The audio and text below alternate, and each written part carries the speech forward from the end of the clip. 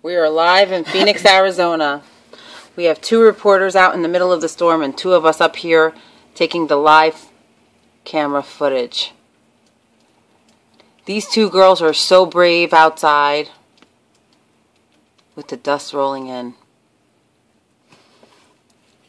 This is unheard of that 2 women would stand outside in the middle of a dust storm, but they really want to get the great footage.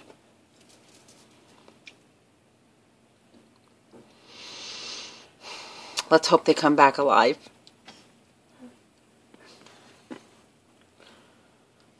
I see the dust particles rolling around them.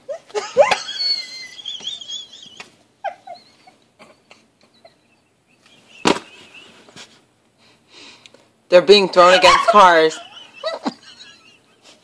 These crazy girls. Legs are flying in the air.